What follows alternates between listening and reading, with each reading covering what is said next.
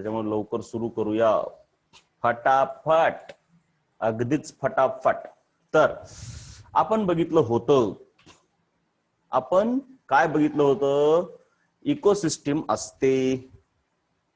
चला रे बाबा, ecosystem. Ecosystem म्हणजे काय? एकमेकासोबतचं एक रिलेशन आहे, अवतीभोवती असणारे डिपेंडंट असणारे सजीव आणि निर्जीव. हिच्यामध्ये सजीव पण आहेत म्हणजे बायोटिक, निर्जीव पण आहेत म्हणजे अबायोटिक. त्याच्यानंतर फूड चेन बघितली आपण. फूड चेन खूप महत्वाची आहे. ए ला बी खातो, बी ला सी खातो, सी ला डी खातो, डी ला ई खातो, असं काहीतरी असतं आणि हा मातीत मिळतो. हे गवत आहे, ह्याला सूर्यापासून एनर्जी मिळते, ह्याला प्रोड्युसर असं म्हणतात. ऑटोट्रॉपिक असतात हे. बाकीचे सर्व हेट्रोट्रॉप आहेत. मग त्याला जो खातो हे सर्व कन्झ्युमर आहेत. मेनली काय आहेत हे बायोटिक वाले. हे जर बघितलं तुम्ही, हे दोन प्रकारचे आहेत. एक प्रोड्युसर आहे एकटा म्हणजे प्लांट्स, आणि दुसरे आहेत कन्झ्युमर. कन्झ्युमर मध्ये मग हा पण आला, हा पण आला, हा पण. हा आहे प्रायमरी कन्झ्युमर, हा आहे सेकंडरी कन्झ्युमर, हा आहे टर्शरी. हा शेवटचा कन्झ्युमर असला की ह्याला अपेक्स देखील म्हणतात. मग अपेक्स वाला सेकंडरी असू शकतो, टर्शरी असू शकतो, क्वाटरनरी काही असू शकतो. तो त्याला जे खातात हे शेवटचे, त्याला काय म्हणतात सांगा. चला तुम्ही सांगा बरं आता, टर्शरी वाल्याला खाणाऱ्याला काय म्हणतात? म्हणजे अपेक्स कन्झ्युमरला म्हणजे काय म्हणतात ते शेवटच्यांना सांगा. जाऊ द्या, काय म्हणतात बोला लवकर. अरे किती वेळ लावताय बाळांनो? याला काय म्हणायचं? मला वाटतं नेट तुमच्यापर्यंत पोहोचणं आले का लवकर? तुम्ही एवढा वेळ लावत नाही, काय प्रॉब्लेम झाला?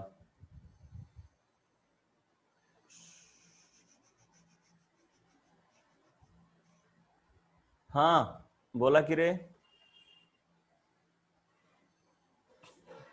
याला काय म्हणतात? याला डिकम्पोजर असं म्हणतात. काय म्हणतात? ईच फूड चेन प्लांट्स पासून स्टार्ट होते का? नाही तर हा म्हणजे बरोबर आहे, ईच फूड चेन प्लांट पासूनच सुरू व्हायला पाहिजे. साधी गोष्ट आहे, व्हायलाच पाहिजे. कारण तू कुणापासून सुरू करणार? ठीक आहे, तू बेडकापासून सुरू केलीस, फ्रॉग पासून, पण हा फ्रॉग कुणाला तरी खाल्लं ना. तसा विचार केल्यावर कुणाला खाल्लं? किड्याला. मग किड्याला कुणा खाल्लं? असं म्हणजे स्टार्टच तसं काही नाही. तुम्ही कुठूनही स्टार्ट करून कुठेही एंड करू शकता हो, असं काही नसतं. पण जर एक्झॅक्ट कम्प्लीट फूड चेन म्हटलं की ती प्लांट पासूनच सुरू व्हायला पाहिजे, कोणत्या तरी ऑटोट्रॉप पासूनच, कोणत्या तरी ऑटोट्रॉप पासूनच, आणि डिकम्पोजर पाशीच एंड होणार ती. शेवटचे डिकम्पोजर आहेत त्यांनाच आपण सॅप्रोफाइट्स म्हणतो. तुम्ही हे मला ह्याचं उत्तर दिलं नाही बघा. त्याच्यानंतर आपण बघूया, use your brain power. Why are the number of tertiary consumers always less than those of other consumer? साधी गोष्ट आहे, टर्शरी कन्झ्युमर त्याच्या लाईफ टाइम मध्ये एकापेक्षा जास्त अदर कन्झ्युमरला खातो, म्हणून टर्शरी कन्झ्युमरची संख्या कमीच असायला पाहिजे. साधी गोष्ट आहे ना. ह्यानं जर एकालाच खाल्लं असतं, एका टर्शरीवाल्याने एकाच सेकंडरीला खाल्लं असतं, तर संख्या इक्वल राहिली असती. पण हे ऍट अ टाइम म्हणजे एका लाईफ मध्ये भरपूर जणांना खाते ना, म्हणजे by simple logic he should B.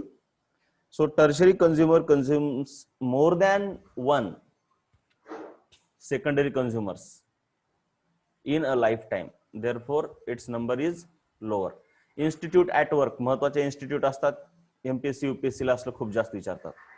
MPSC UPSC वाले ह्याला पाठ करतात खूप, आपल्याला कामाचं आहे. The Indian Institute of ecology, जसं इंडियन इन्स्टिट्यूट ऑफ टेक्नॉलॉजी आहे तसं इकॉलॉजी आहे. इकॉलॉजी अँड एन्व्हायरमेंट दिल्लीमध्ये आहे, 1980 ला स्थापन केलेली आहे.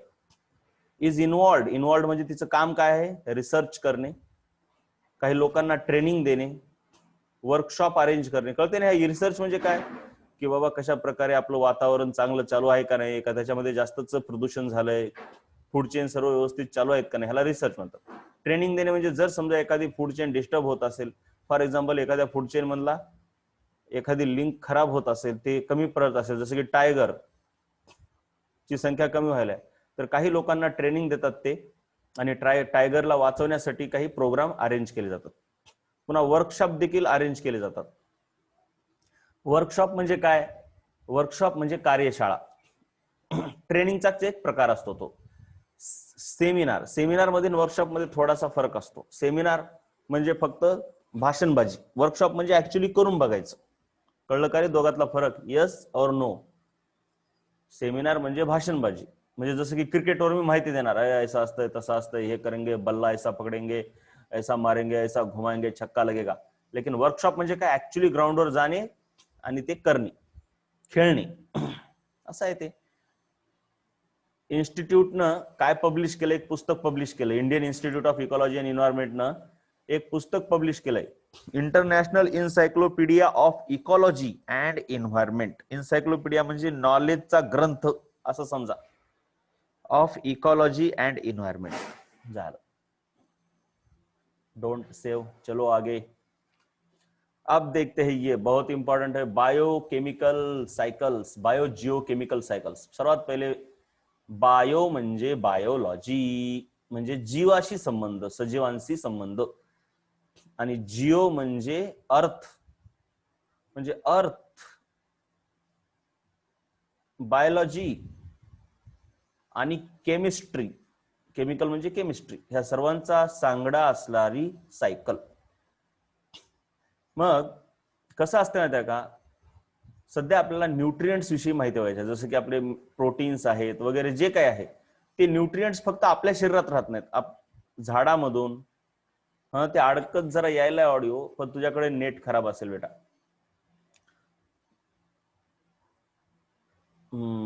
आवाज ब्रेक. किती जणांना व्हायला रे ब्रेक आवाज?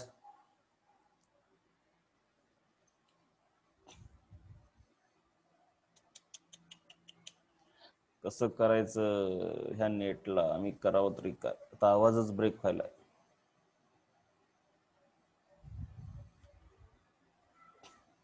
हे वातावरण खराब झालं की वाट लागते बाबा.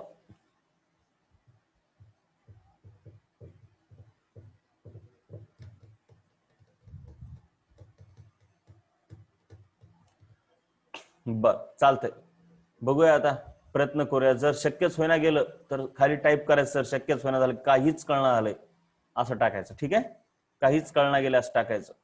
मग मला मीटिंग बंद करावं लागेल, काय करावं आता, आणि मग रेकॉर्ड करून तुम्हाला पाठवतो नंतर. तर सर्वात पहिले न्यूट्रिएंट्स म्हणजे आपल्या एकाच्या शरीरात राहत नाहीत, एकाच्या शरीरात राहत नाहीत. ते झाडाकडून आपल्याकडे आले, आपल्याकडून आणखीन कुणाकडे जातील, मग असे सायकल चलत राहते. जसं की पाणी, पाणी कसं आहे? समुद्र, सी, सी मधून कुठं जाते? ढगांमध्ये, क्लाउड मध्ये, क्लाउड मधून कुठं जाते? पुन्हा खाली जमिनीवर समुद्रामध्ये येते, किंवा नदी नाल्यामध्ये जाते, नदी नाल्यांतून समुद्रात जाते. झालं काही सायकल तयार, ह्याला सायकल असं म्हणतात. सो बायोजिओकेमिकल सायकल म्हणजे काय? Cyclic flow. बघा, एक फ्लो असतो असा, नदी कशी फ्लो होते एका दिशेत, सायक्लिक फ्लो म्हणजे हे असं पुन्हा एकदा त्याच ठिकाणी येणे. So cyclic flow of nutrients within an ecosystem, एखाद्या इकोसिस्टम मध्ये न्यूट्रिएंट्स सायक्लिकली फ्लो होतात, त्याला बायोजिओकेमिकल सायकल असं म्हणतात. आपल्याला बायोजिओकेमिकल सायकलमुळे न्यूट्रिएंट्स भेटतात. कसं भेटतात सर्व बघूया. न्यूट्रिएंटचं कसं ट्रान्सफर होतंय? न्यूट्रिएंट्सचं ट्रान्सफर बायोटिक कडून अबायोटिक कडे, अबायोटिक कडून बायोटिक कडे, म्हणजे साधी गोष्ट आहे.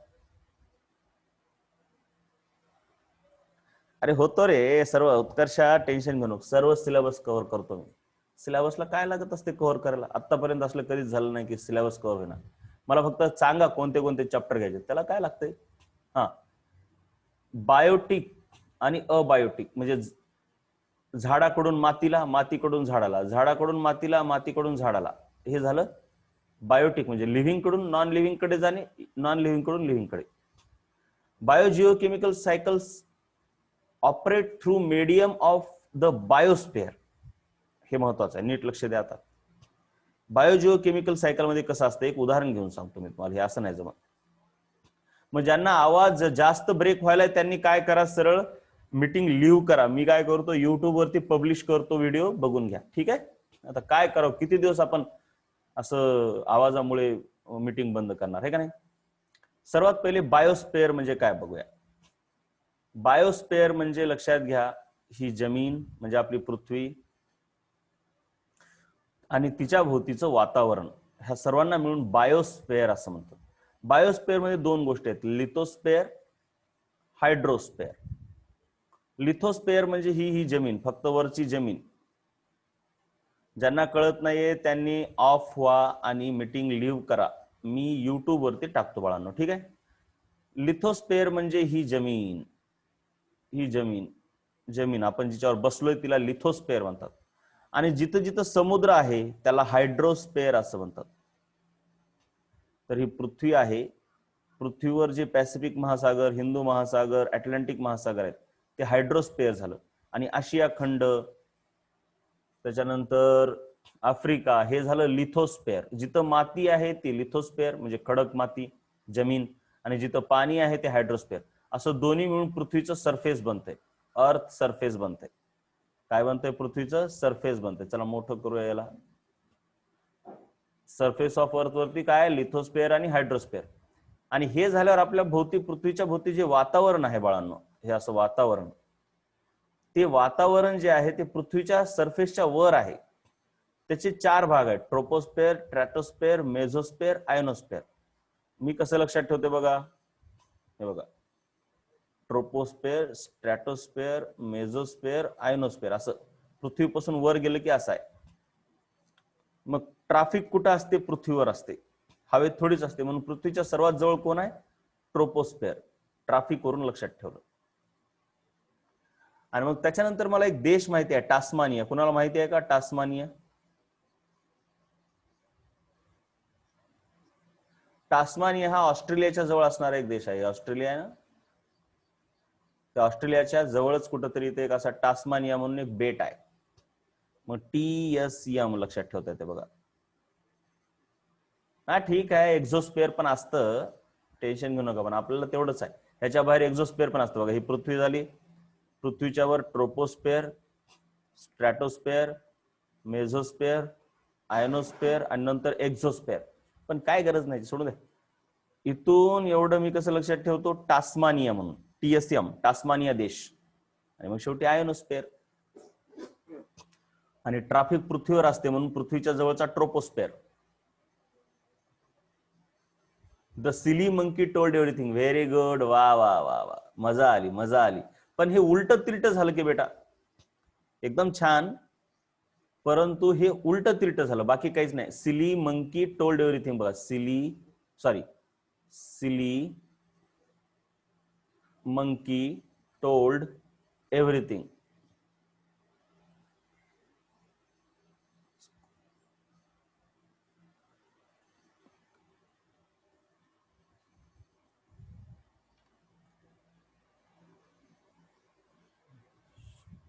आणखीन काय म्हणू शकतात कोणी? हा, ionosphere is also known as thermosphere. ठीक आहे, छोट्या मोठ्या गोष्टी आहेत, चाल दे. The school must increase. आता हे बघा, हे असे आपण लक्षात ठेवू शकतो, याला काहीतरी असं बघा, द स्कूल मस्ट इन्क्रीज. स्कूलच्या ऐवजी आणखीन काही दुसरा शब्द, द साईज मस्ट इन्क्रीज. बघा, का नाही, एखाद्या व्यक्तीची साईज कमी असेल तर काय होणार? The size must increase. आणि ह्याला इमिडिएटली झालं, the size must increase immediately. किंवा द स्टडी, वा वा वा, चांगला शब्द आहे जयश्री, मला आवडला, वा. स्टडी, मग स्टडी मार्क कमी पडाले तर तुम्ही काय म्हणणार? The study must increase immediately.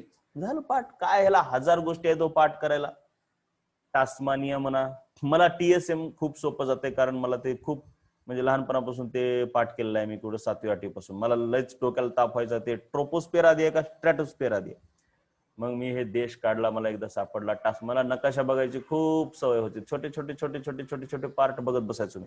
मग छोटासा टास्मानिया मला सापडला ऑस्ट्रेलियाच्या जवळ. TSM, टास्मानिया, असं मी लक्षात ठेवलं. पण तुमच्या मनावर आहे. The study must increase immediately. चलो इसको हम ऐड कर लेंगे. इथं मी ऍड करतो बघा, द स्टडी मस्ट इनक्रीज. त्याच्यासाठी ट्रिक काय काढणार मी? अतिशय सुंदर अशी ट्रिक मला सांगितलेली आहे. The study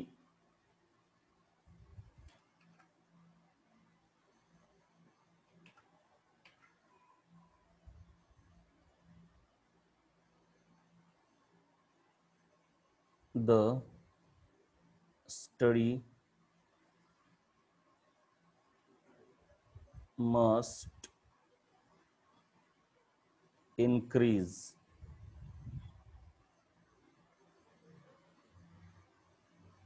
immediately.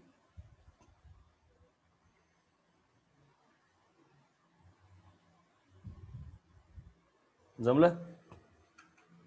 The study must increase immediately. विषय खतम. चलो आता बघूया पुढे. हा, सर्वात पहिले तर हे बायोस्फेअर कळलं. बायोस्फेअर कळलं म्हणजे सर्वात पहिले पृथ्वीच्या कुठं कुठं काय आहे. ही आहे क्रस्ट. पृथ्वीची सर्वात वरची लेअर जी आहे ना, आपण खोदकाम करतो, बिल्डिंग बांधतो, ह्याच्यामध्ये पाया वगैरे बांधतो, हे झाला क्रस्ट.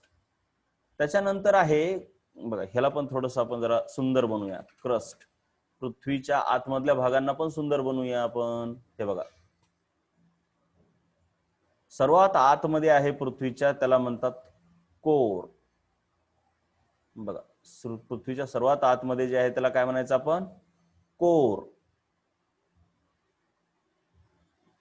कोरच्या वर आहे मॅन्टल. तुम्हाला माहिती आहेत का रे हे शब्द? कोरच्या वर आहे मॅन्टल. मेंटल नाही बरं, मॅन्टल.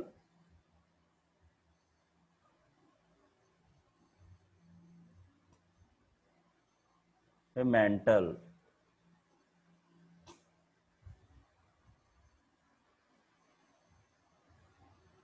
सन एवढं टेम्परेचर नसतं कोर मध्ये, बट भरपूर असतं. मग आपण कसं लक्षात ठेवायचं बघा, कोरला एकदम लाल कलर देऊया, लाल. ही बघा, ही झाली कोर, अगदीशय लाल अशी. अरे हिला काय झालं?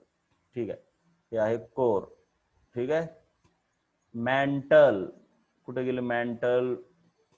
मॅन्टलला आपण असा कलर देऊया, असं असं असं. काय व्हायला ह्याला?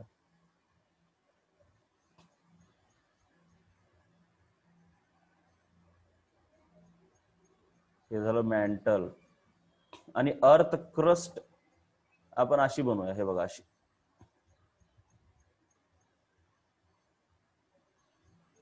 हे झाली अर्थ क्रस्ट.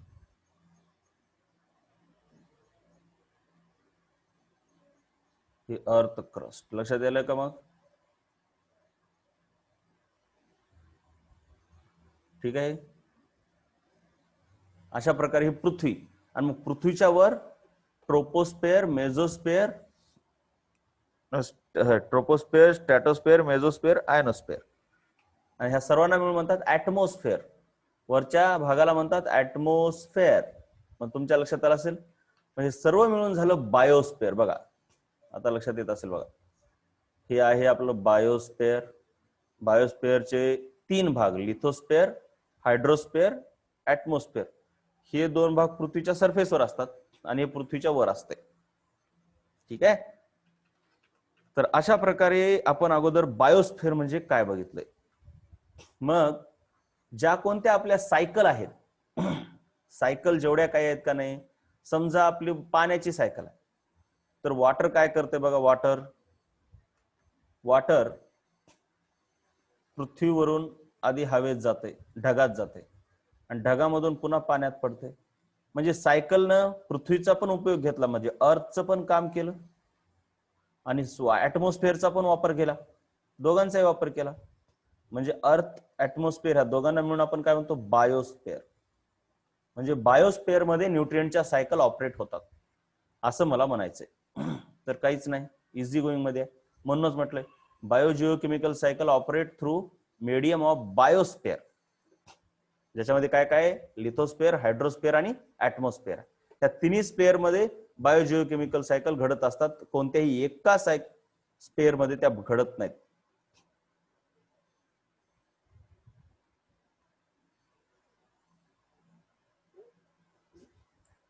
मेंटलला मी येत नाही, चुकलंय माझं, मी मॅन्टल काढलंय. नाही नाही, चुकलं नाही, मॅन्टलच आहे ते, मेंटल नाही, मॅन्टल. मेंटल वेगळं, मॅन्टल वेगळं. मेंटल म्हणजे सर्किट माणूस, म्हणजे मानसिक गोष्टींशी रिलेटेड. मॅन्टल वेगळं. तर आता बघूया टाइप्स ऑफ बायो जिओकेमिकल सायकल. एक असतात गॅसियस सायकल, दुसरे असतात सेडिमेंटरी. ठीक आहे, गॅसच्या सायकल आपल्याला आहेत, सेडिमेंटरी सायकल आपल्याला नाही. सेडिमेंटरी सायकल म्हणजे मातीची सायकल वगैरे वगैरे. ठीक आहे, तर gaseous cycle is found in अर्थ ऍटमॉस्फिअर. गॅस म्हटल्याच्या नंतर ते काय, ऍटमॉस्फिअर मध्ये जाणार, CO2, NO2, nitrogen, oxygen cycle. Sedimentary cycle फक्त मातीत असतात, त्यांचा संबंध याच्याशी नसतो, वातावरणाशी नसतो वरच्या. अँड सेडिमेंटरी रॉक मध्ये सापडतात त्या. हे तुम्हाला नाहीये, तुम्हाला ह्या सायकल आहेत डिटेलमध्ये. त्याच्यानंतर गॅसियस सायकल मध्ये कोणते कोणते, नायट्रोजन, कार्बन, ऑक्सिजन सायकल आणि वॉटरची सायकल. वॉटर वेपर सायकल म्हणायची गरज नाही, वॉटर म्हटलं तरी जमतंय. इट इन्क्लुड्स, इकडे कोणत्या कोणत्या सायकल आहेत, सॉइल चे component like iron, calcium, phosphorus, ह्यांच्या सायकल. पण ह्या सायकल आपल्याला अभ्यासाला नाहीत, ह्या सायकल आहेत. जर बघितलं आपण आता, अगोदर समजून घ्या कसं होतं ते. Carbon cycle, oxygen cycle, nitrogen cycle are most important biogeochemical cycle. तर आपल्याला पहिली कार्बन सायकल बघायची आहे. म्हणजे कार्बन नेमका कुठून कुठून कुठून कुठून कसा कसा कसा कसा जातो बघूया आपण. बघा नेमकं कार्बन आपल्या जगामध्ये काय काय होते कार्बनचं. तर सर्वात पहिले बघूया आपण कार्बन इथून इथून इथून खालून, प्लांट आणि ॲनिमल ह्यांचं जर बघितलं तर प्लांट आणि ॲनिमल कार्बनला ग्लुकोजच्या स्वरूपात खातात. बरोबर आहे, आपण खातो ग्लुकोजच्या स्वरूपात. मग प्लांट ॲनिमल मेल्याच्या नंतर तो कार्बन कुठं जातो, ग्लुकोज मध्ये काय, C6H12O6 कार्बन आला. आपल्याला फक्त बघायचं कार्बन कुठं कुठं चाललाय. प्लांट ॲनिमल मेल्याच्या नंतर त्यांचे सापळे बनतात, ते फॉसिल जमिनीत जातात, तिथं तो गेला कार्बन, सध्या मातीमध्ये गेला. मग ते सापळे खूप काळ ह्या जमिनीमध्ये राहतात, ही जमीन, आणि ह्या जमिनीमध्ये तो जर सापळा असा पुरून ठेवला, खूप काळ पुरून राहिल्याच्या नंतर त्याच्यापासून तेल निघायला लागतं, ऑइल. म्हणजे ऑइल, नॅचरल गॅस आणि क्रूड ऑइल म्हणतात का नाही, ते निघतं. म्हणजे ह्याचं इंधन म्हणून, म्हणजे फ्युएल मध्ये कन्व्हर्जन होतंय, किंवा दगडी कोळसा होतो. मग तो फ्युएल आपण काय करतो, जाळतो. तेच फ्युएल समजा जर माणसानं वापरलं घरी किंवा कंपनीमध्ये, तर त्याचं जर कंबशन केलं म्हणजे जाळलं त्याला, तर फ्युएलला जाळल्याच्या नंतर त्यापासून CO2 निघतो. कार्बन आला का, कसा कार्बन चाललाय बघा, तो कुठं जातो, ऍटमॉस्फिअर मध्ये जातो CO2. तसं विचार केल्यावर ऍटमॉस्फिअर मध्ये प्लांट कडून CO2 एक गेला ह्या मार्गाने, एवढ्या मार्गाने, अशा. दुसरा एक सोपा एक दुसरा मार्ग आहे, प्लांट आणि ॲनिमल जिवंत असताना रेस्पिरेशन म्हणजे श्वसन करतात, त्याच्यात पण CO2 डायरेक्ट ऍटमॉस्फिअर मध्ये जात असतो. त्याच्यानंतर ऍटमॉस्फिअर मध्ये जो CO2 आहे त्याचा उपभोग किंवा कंझ्युम कोण करतं, ऍटमॉस्फिअर मधला CO2 एक तर प्लांट प्रकाश संश्लेषणासाठी करतात ऍटमॉस्फिअर मधल्या CO2चा. दुसरं, ऍटमॉस्फिअर मधला CO2 पाण्यामध्ये जाऊन मिसळतो आणि त्याच्यापासून कार्बोनिक ऍसिड तयार होते. बघा हे आहे समुद्र समजा, आणि ही आहे जमीन. जमिनीवर एक झाड आहे आणि ऍटमॉस्फिअर मध्ये CO2 आहे. हा CO2 इथं ऍटमॉस्फिअर मध्ये, दिस इज CO2. हा CO2 कुठं कुठं चाललाय, एक ह्या पाण्यामध्ये चाललाय आणि कार्बोनिक ऍसिड तयार व्हायलाय. पाण्यामध्ये CO2 ची रिएक्शन होते, CO2 plus H2O gives H2CO3 carbonic acid. दुसरा, झाड पण त्याला कंझ्युम करायले आणि फोटोसिंथेसिस मध्ये ही रिएक्शन होते, तुम्हाला माहिती आहे, CO2 प्लस H2O. झाड काय करते, हवेतून CO2 घेते आणि जमिनीमधून पाणी घेते, आणि ह्या दोघांना सनलाइटच्या प्रेझेन्समध्ये, सनलाइट आणि क्लोरोफिलच्या मदतीने C6H12O6 आणि ऑक्सिजन मध्ये कन्वर्ट करते. मी रिएक्शन बॅलन्स केलं नाही, डोक्याला ताप घेत जाऊ नका उगं. म्हणजे मला एकच म्हणायचं, कसं कसं कार्बन डायऑक्साईड कुठं कुठं जातो. प्लांट, त्याच्यानंतर प्लांट मग काय बनवतात, फोटोसिंथेसिसद्वारे ग्लुकोज बनवतात. आणि ते पुन्हा ग्लुकोज कोण खाते? प्लांट्स अँड ॲनिमल खातात. हो, प्लांट्स पण खातात, ॲनिमल पण खातात. म्हणजे प्लांट स्वतः अन्न तयार करते आणि स्वतः खाते पण, बरं का. तुम्हाला वाटतंय फक्त अन्न तयार करते, तसं नाही. प्लांट अन्न खात पण असतं. हे कळलं का रे? प्लांट अन्न खात असतं, कळलं का? यस और नो? प्लांट अन्न तयार करतंय पण खाते पण, त्याला लागते ना खायला. कसं जगेल मग? आता बघूया आपण कसं झालं. CO2 कसा कसा कुठे कुठे गेला. सर्वात पहिले प्लांट आणि ॲनिमल मध्ये होता. त्यांना कुठून भेटला होता? त्यांनी ग्लुकोज खाल्लं होतं. मग प्लांट आणि ॲनिमल मेले. डेड झाल्यावर त्यांचं काय बनलं? तुम्हाला प्लांट्सला फिलिंग असतात. यस बाळा, एक लक्षात घ्या. जैन धर्मानुसार, माझा विषय होता UPSC करताना फिलॉसॉफी. जैन धर्मानुसार प्रत्येक गोष्टीला फिलिंग आहेत. विचार केल्यावर एवढंच की कमी जास्त आहेत. आता तुम्हाला जास्त फिलिंग आहेत, जनावरांना थोड्या कमी आहेत, अमिबाला आणखीन कमी आहेत, लाजाळूला आणखीन कमी आहेत, लाजाळूपेक्षा मग आणखीन झाडांना वेगळ्या कमी आहेत. बरोबर आहे का नाही? फिलिंग म्हणजे काय हो? एखाद्या गोष्टीला रिस्पॉन्ड करणे. मग तसं तर विचार केल्यावर दगड पण रिस्पॉन्ड करतो ना फोर्स लावल्यावर. जाऊ दे आता, काय डोक्याला ताप घेत बसायचा. पण सध्या तर एवढंच माहिती आहे की बाबा ॲनिमल्सला फिलिंग आहेत. पण माझं तर म्हणणं आहे की फिलिंग प्रत्येक गोष्टीला असते. विचार करत गेल्यावर फिलॉसॉफी भयानक आहे. विचार करत गेल्यावर का नाही डोकं उठून जाईल. पण सोडून द्या. फिलिंग कशाला असतो? म्हणजे फिलिंग म्हणजे नेमकं काय हे सांगा ना आधी. फिलिंग म्हणजे नेमकं काय? तसा विचार केल्यावर मानवाला सर्वात जास्त फिलिंग आहेत, एवढंच. पण फिलिंग ह्या हळूहळू त्यांचं प्रमाण कमी होत जातंय. पण माझं मत आहे की फिलिंग झिरो कधीच होत नाही.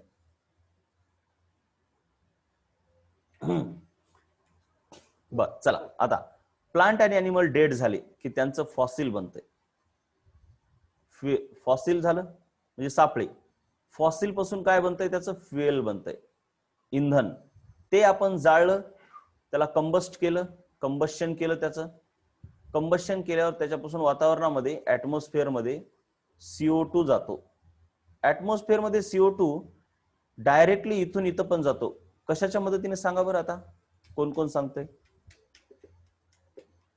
एवढं फॉसिल मध्ये जाण्याची गरज नाही, डायरेक्ट बोला. कोणी सांगू शकतंय का?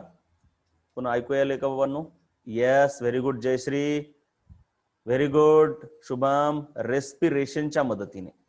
Respiration. Good Jayashree. Kartik, good good good. Shruti, व्हेकल्स नाही बेटा बेटा बेटा बेटा बेटा. मी काय म्हटलं? व्हेकल्स कुठं आली माहितीये काय? फ्युएलच्या नंतर आली. कंबशन हे सर्व इथं कंपन्या आल्या, इंडस्ट्री आली, व्हेकल्स आले, सर्व आले. पण प्लांट आणि ॲनिमल कडून डायरेक्टली कसं जातंय? तिथं व्हेकल कुठून आला? रेस्पिरेशन. हे एकच मार्ग आहे. डायरेक्ट प्लांट कडून CO2 जातो. डायरेक्ट प्लांट कडून व्हेकलच्या माध्यमातून जात नाही बेटा. अगोदर फॉसिल होते, त्याचं फ्युएल होते, आणि ते फ्युएल व्हेकल मध्ये टाकतो आणि ते व्हेकल माणूस वापरतोय. त्या व्हेकल मधून ऍटमॉस्फिअरला गेला, ना की प्लांट कडून किंवा ॲनिमल कडून डायरेक्टली गेला. ही एकच पद्धत आहे रेस्पिरेशन, जे की डायरेक्ट सजीवाकडून जाते. मग ह्याचं कन्झम्पशन दोन प्रकारे होते. कन्झम्पशन एक, समुद्रामध्ये कार्बोनिक ऍसिड तयार होतंय. दुसरं, आवाज येत नाहीये, तुम्ही त्याच्यामुळेच युट्यूबवर बघा. दुसरं काय होतंय? हे कोण आहे बाबा? हे प्लांट काय करतात? फोटोसिंथेसिस करतात आणि ग्लुकोज तयार होते. बात खत्म, बात खत्म हो गई. अपनी कार्बन की सायकल हुई गई रे. त्याच्यानंतर फोटोसिंथेसिस आणि रेस्पिरेशन ह्यांची इक्वेशन बघून घ्या. CO2 आणि H2O पासून ग्लुकोज आणि ऑक्सिजन बनतो. तर ग्लुकोज आणि ऑक्सिजन पासून CO2 आणि H2O, म्हणजे ह्या दोन रिएक्शन एकमेकाच्या उलट्या आहेत बघा, उलट्या. फोटोसिंथेसिसची रिएक्शन क्लोरोफिल मध्ये होते, क्लोरोप्लास्ट मध्ये म्हणूया आपण, आणि रेस्पिरेशन मायटोकॉन्ड्रिया मध्ये होते. क्लोरोप्लास्ट आणि मायटोकॉन्ड्रिया.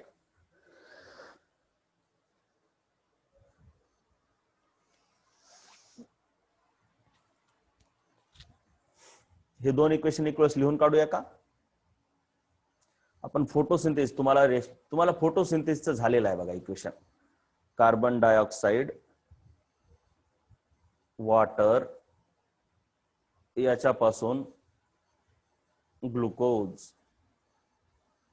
आणि ऑक्सिजन. आता ह्याला बॅलन्स करायचं असतं हो. 6 कार्बन डायऑक्साईड, 6 वॉटर, तर ग्लुकोज किती मग 6 म्हणल्यावर काहीच नाही, 12 6 2 12, ऑक्सिजन 6 म्हणजे एकूण ऑक्सिजन किती 6 2 12 आणि 6 18. मग इथं 6 गेले म्हणजे 12 उरले म्हणजे 6 झालं. आणि ह्याच्या उलट हे झालं क्लोरोफिल मध्ये किंवा क्लोरोप्लास्ट मध्ये. ह्याच्या जस्ट उलट लिहून काढा की हो, मायटोकॉन्ड्रियामध्ये ग्लुकोज जातो. तुम्हाला पुढच्या वर्षी 10वी मध्ये एकदम डिटेलमध्ये आहे, मायटोकॉन्ड्रियात ग्लुकोज जातो, त्याचं ऑक्सिजन सोबत रिॲक्शन होते, आपण श्वसन घेतो ना, ऑक्सिजन सोबत रिॲक्शन होते मायटोकॉन्ड्रियामध्ये, आणि त्याचं कार्बन डायऑक्साईड आणि वॉटर मध्ये कन्व्हर्जन होतंय आणि एनर्जी बाहेर पडते एटीपीच्या स्वरूपामध्ये. ते तुम्हाला पुढच्या वर्षी कळेल. Good good Neelakshi, good. किती लक्ष आहे नीलाक्षीचं, मला खूप आवडलं. हे माझं 6 राहिलं होतं, लगेच मला सांगितलं. वा वा वा, अतिशय छान. ठीक आहे, हे सोपं आहे बघा, हे काय मी सांगत नाही. Carbon dioxide, oxygen is release into atmosphere by biotic process photosynthesis CO2. The equilibrium of oxygen and is maintained by plants. बघा इथं काय सांगितलंय, डू यू नो? हे प्लांट आहेत, हे ॲनिमल आहेत. कसे ॲनिमल काढायचे यार, बोर होते नुसतं काढायला. तर हे CO2 बाहेर टाकतात. तसं तर रेस्पिरेशन मध्ये हे पण CO2 बाहेर टाकतात आणि हे O2 ला आतमध्ये घेतात. पण प्रकाश संश्लेषणामध्ये प्लांट काय करतो, O2 बाहेर टाकतो आणि CO2 घेतो. म्हणजे अशा प्रकारे ऑक्सिजन आणि कार्बन डायऑक्साईडचं बॅलन्स प्लांटद्वारे मेंटेन केलं जातंय. कळलं का सांगा बरं? कळलं का? ऑक्सिजन आणि कोण बाबा, CO2 यांचं मेंटेन होतंय बॅलन्स. यांचं बॅलन्स कसं मेंटेन होतंय? Think about it. Think about it काय म्हणतंय? The carbon cycle is very effective in temperate region. Why is it so? मी सांगतो प्रत्येकाचं उत्तर. Why is it so? प्रत्येकाचं उत्तर मी सांगतोय, जरा छान पैकी लिहून घ्यायचे उत्तर आपण. प्रत्येक गोष्ट डेप्थ मध्ये होणार, त्याची काळजी कोणच करायचीच नाही. टेम्परेट रिजन मध्ये टेम्परेचर जास्त असते, हे का नाही? कार्बन सायकल होण्यासाठी प्रकाश संश्लेषणाची गरज आहे का नाही? सो टेम्परेट रिजन मध्ये टेम्परेट, ओ हो हो हो हो हो हो हो, व्हाय is it so?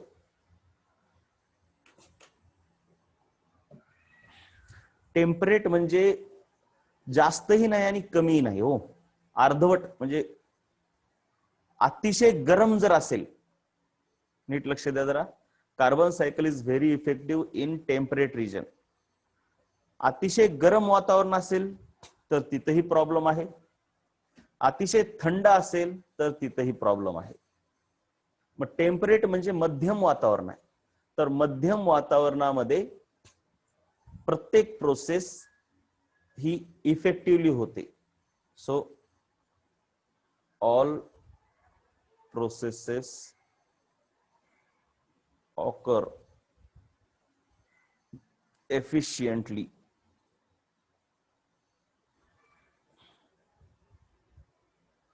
in temperate climate.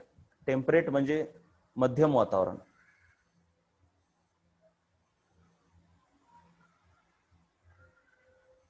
त्याच्यानंतर आहे next, even though carbon content on earth is constant, why is there rise in temperature due to carbon dioxide. ते म्हणतात की कार्बन तर तेवढंच आहे, परंतु मग कार्बन डायऑक्साईड कसं वाढायला? हो बाबा, कार्बन तेवढंच आहे, पण कार्बनचा एकटाच कंपोनंट आहे का कार्बन पासून कार्बन डायऑक्साईड बनतो, कार्बन पासून ग्लुकोज बनतो, त्याच्यानंतर कार्बोनिक ऍसिड बनतंय. मग समजा जर अशी वेळ आली की प्लांटची संख्या कमी झाली, आता ह्याच्यात एक बॅलन्स आहे ना, प्लांट काय करतात, CO2 ऍब्झॉर्ब करतात. आणि ॲनिमल्स काय करतात, CO2 रिलीज करतात. प्लांटची संख्या जर कमी झाली तर मग CO2 ला ऍब्झॉर्ब कोण करणार? म्हणजे कार्बनचं प्रमाण ह्या सर्वांमध्ये असलं पाहिजे इक्विलिब्रियम मध्ये. पण जर प्लांटची संख्या कमी झाली तर कार्बनचं मोर अँड मोर प्रमाण CO2 मध्ये कन्वर्ट होईल. आलं लक्षात? कार्बनची संख्या वाढणार परंतु हे ग्लुकोज जास्तीत जास्त CO2 मध्ये कन्वर्ट होईल ना. आलं का लक्षात? ग्लुकोज जास्तीत जास्त CO2 मध्ये कन्वर्ट होईल, बरोबर आहे. प्लांट काय करतात, CO2 ला ग्लुकोज मध्ये कन्वर्ट करतात. जास्त झालेला CO2 ग्लुकोज मध्ये कन्वर्ट करतात प्रकाश संश्लेषणामध्ये.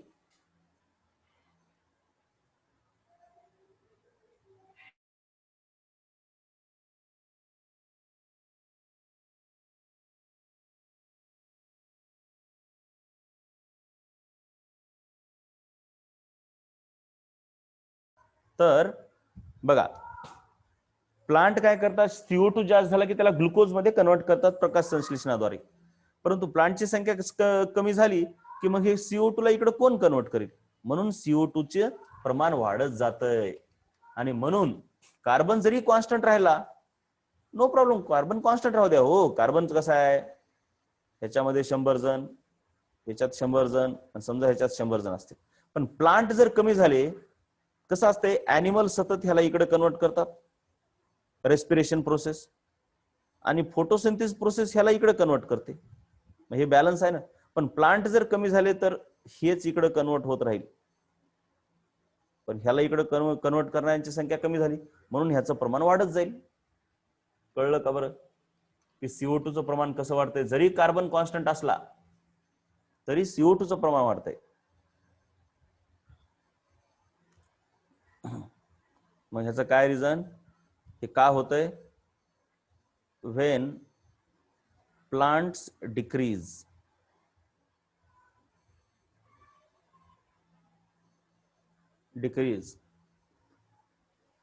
व्हेन प्लांट्स डिक्रीज, नीट लक्ष द्या. प्लांट डिक्रीज झाल्यावर काय होतंय?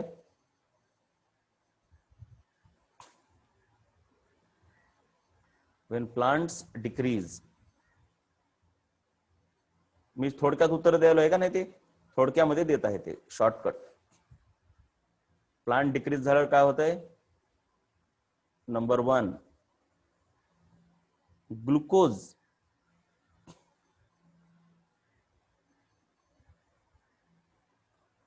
इज कन्वर्टेड इनटू, ग्लुकोज कशात कन्वर्ट होतो?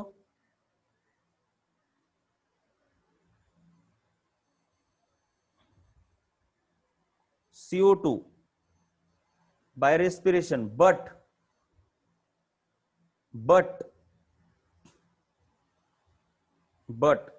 प्लांट कमी झाल्यामुळं CO2 is not converted back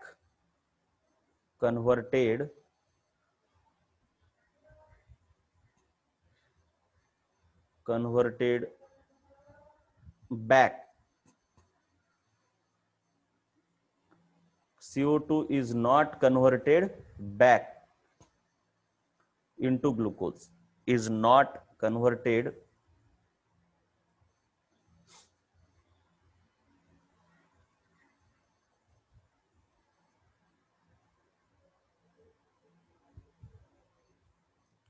back